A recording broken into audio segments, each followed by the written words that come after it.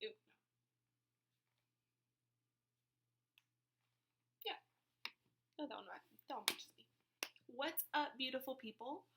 I'm Lindsey, if you don't know me, and I thought about fixing myself up for this video and putting some makeup on, but we're quarantined, so literally who cares? Not me. I hope you're comfortable right now in your sweatpants and not wearing makeup because who needs it? So I wanted to do a video. I was inspired to do this by my roommate. She made a couple of videos recently since we've been quarantined that really just inspired me to do this. I've always wanted to make vlogs and that sort of thing, but never really had something to talk about that was that important. Given I don't think I'm more important now than I used to be, but what else are we doing right now? And I think that, especially given this time we're going through, we've all turned to the internet to, connect with people. And we're all going through a really difficult time right now. So I don't know. I wanted to make this video. Again, shout out Jordan. You're amazing and I love you. And I was definitely inspired by you. So I wanted to talk about, and there's a lot of things that I thought about doing, and I might make a couple of these videos, but really just 10 things I've learned about myself in quarantine. I know that, again, we're all going through a really difficult time and everybody's been handling this differently. I think that I have, partially felt really blessed about the opportunity to really spend time with myself and get to know myself again as a person, which, I just turned 28 and I feel like I know who I am, but there's also this weird thing that happens when you start realizing that you're inching towards 30. I'm going to get there in a couple of years. This year was my 10-year high school reunion, which is probably not happening now. But just realizing that I don't necessarily know myself as well as I thought I did. So really just using this time to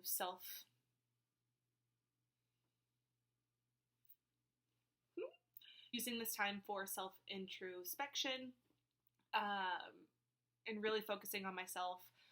There's also a part of me that is going crazy because nobody should spend this much time alone, especially somebody who has as much anxiety as I do. Can get pretty mentally dangerous, so learning to balance that out. But these are just 10 things that I wanted to share that I have learned about myself during quarantine that hopefully some of you relate to as well. So here we go. First, sweatpants are legit.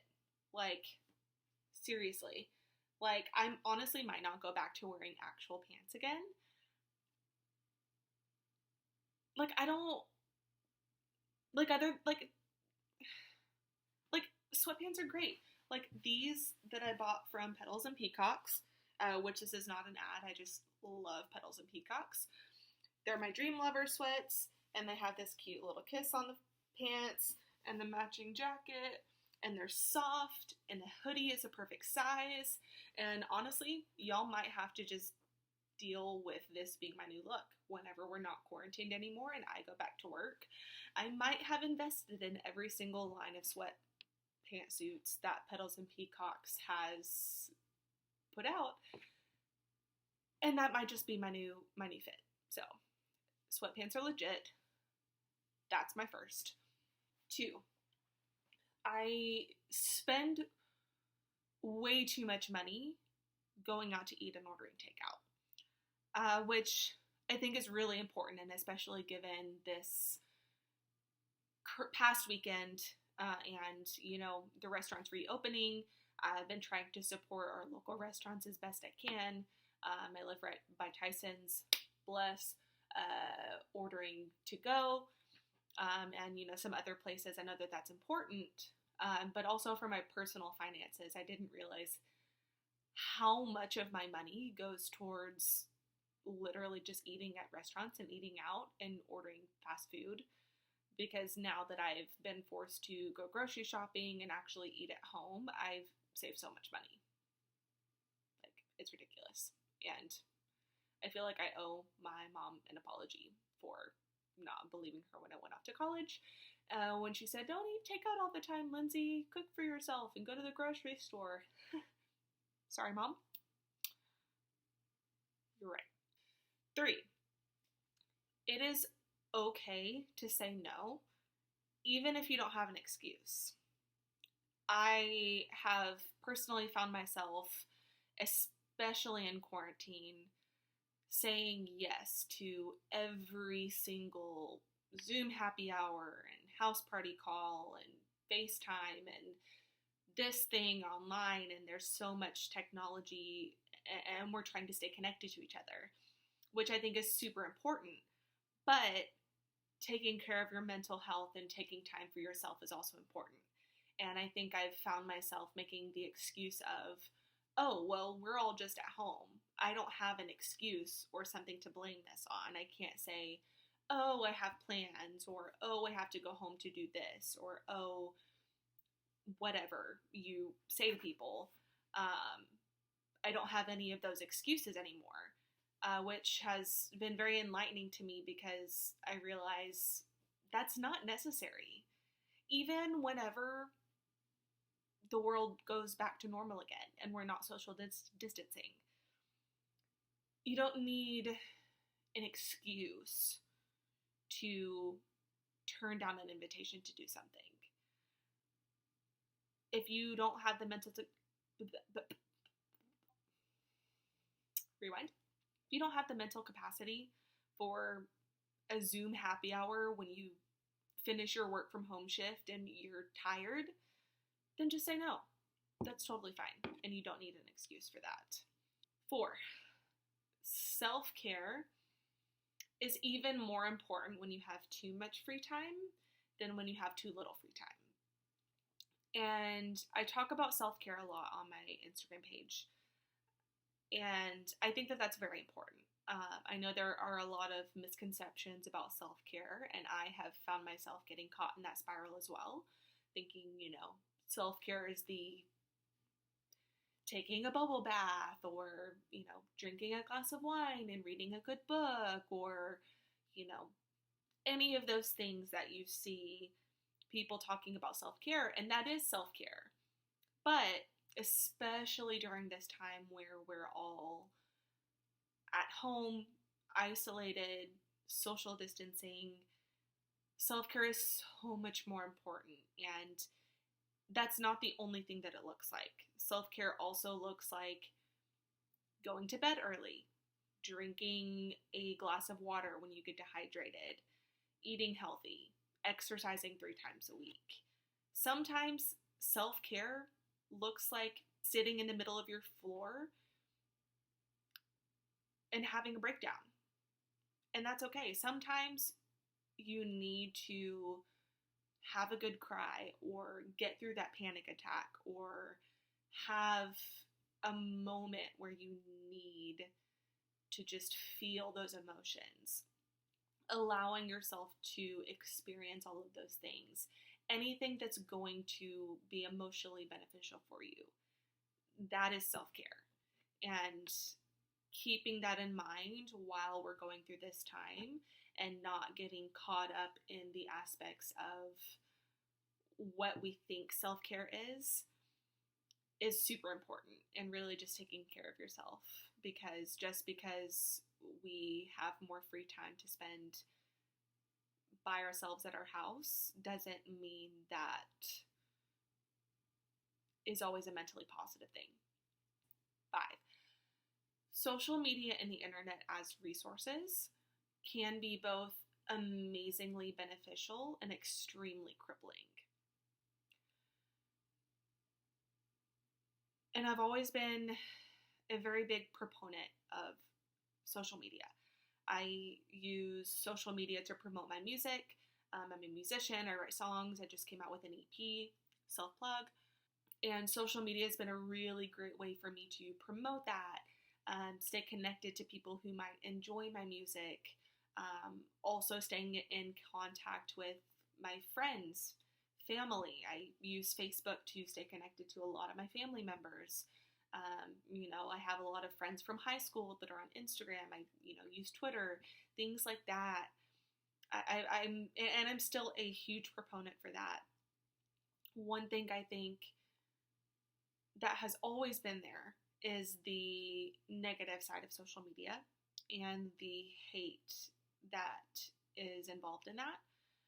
And I think that has become extremely prominent now that internet usage has increased so much because we're all at home.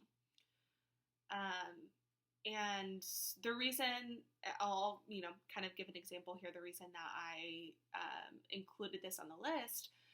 So I recently signed up for a website where you can upload your music, like your SoundCloud links or Spotify or whatever. I have all of them. You upload your links.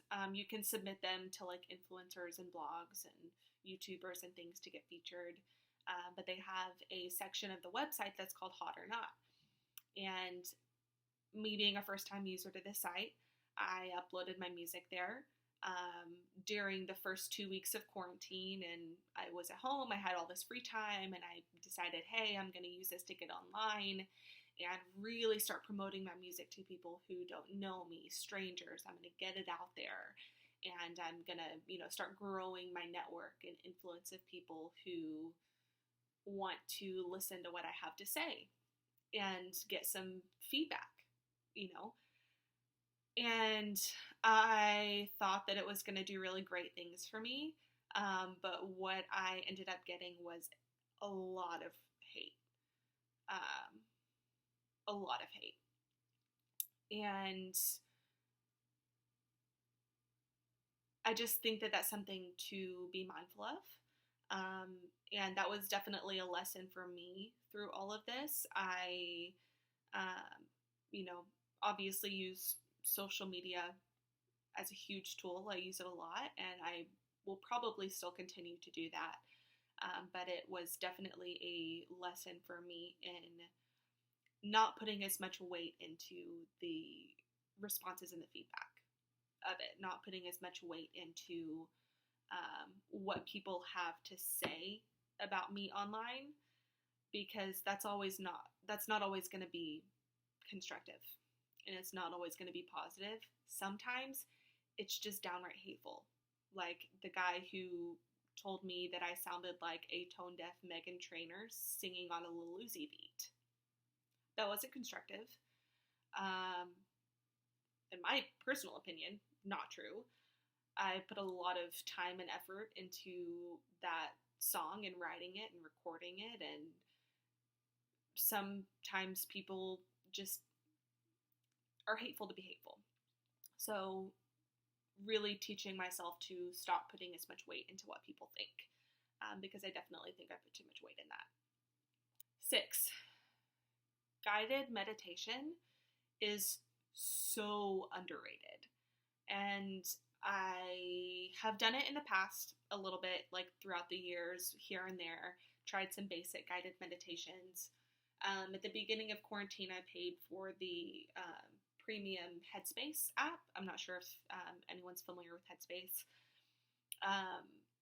And they have different courses you can take, guided meditations to help you with different problems, whether it's anxiety, happiness. They have a sleep meditation that's really great. And I've really been spending more time focusing on that since I can't go anywhere. And what I've found is that it's been so helpful for me. So helpful for me to take that time to stop, take a step back, take a breath, and focus on my breathing, focus on those little things that are going to help me cope with those aspects of life and those day-to-day obstacles that have been so hard to cope with in the past. And that's been so beneficial. I just think that it is very underrated. And obviously, it's not for everybody, but for anybody who is struggling with those things, feel free to message me. But I definitely recommend that. 7, even when I have the free time, I still do not enjoy cooking.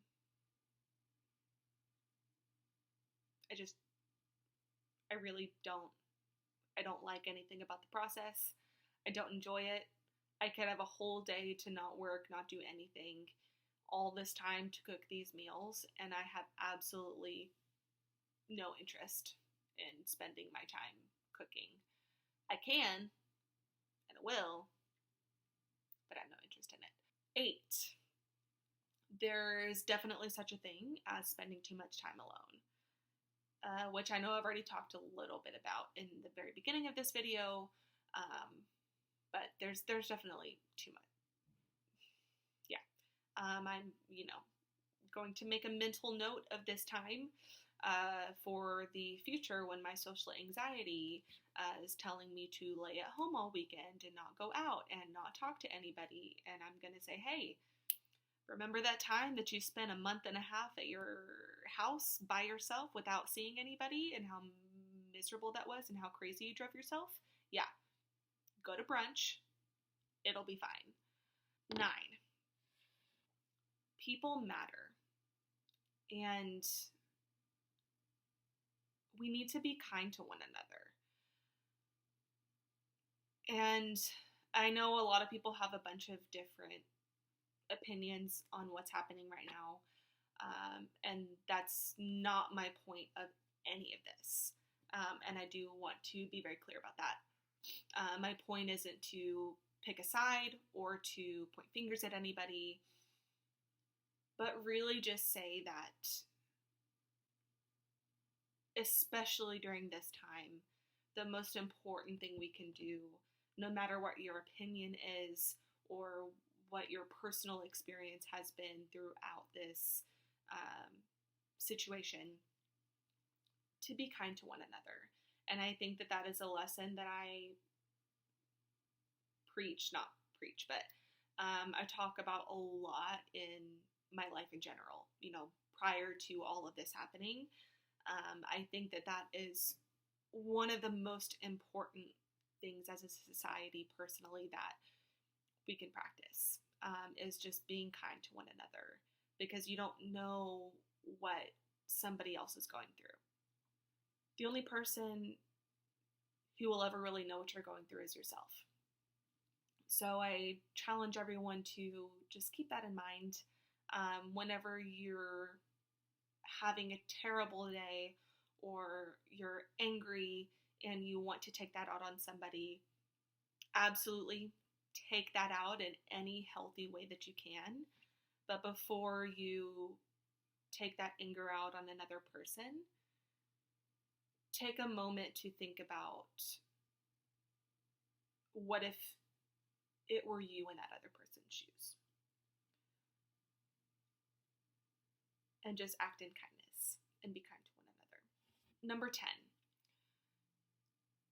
And I think this is really, really something that I've learned about myself during this.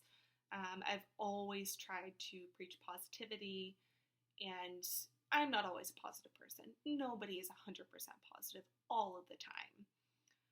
But I think one thing, especially that I've been thinking about for the past couple of days, you can't change the world with a positive attitude and an Instagram account. You can't change the situation by posting a bunch of stories on Instagram and saying, we're going to get through this. You can't change our outcome by sharing a bunch of Facebook posts. But you can impact those people that see that positivity.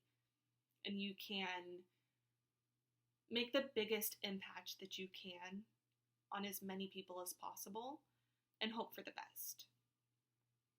And I guess that's really my overarching theme here.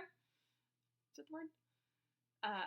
I guess that's really my overarching thing here. And, a lot of this is funny, a lot of this is serious, but I guess really my main point is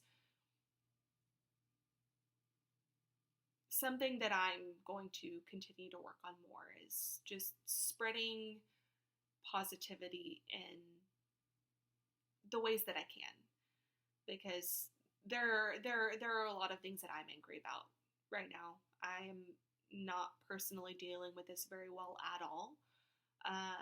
Yesterday was kind of my breaking point with all of this, and I've spent a lot of time feeling sorry for myself. I've spent a lot of time being angry at the world and being angry about things that I don't have any control over. And so I'm trying to change my mindset and understanding that a lot of these things I'm probably still going to be angry about, but I can't change them. I can't change what's happening in the world. I can't change the fact that I'm in my bedroom for the 576th day in a row. But what I can change is my attitude and the way that I spread my energy into the world and my friends and my followers and all of you.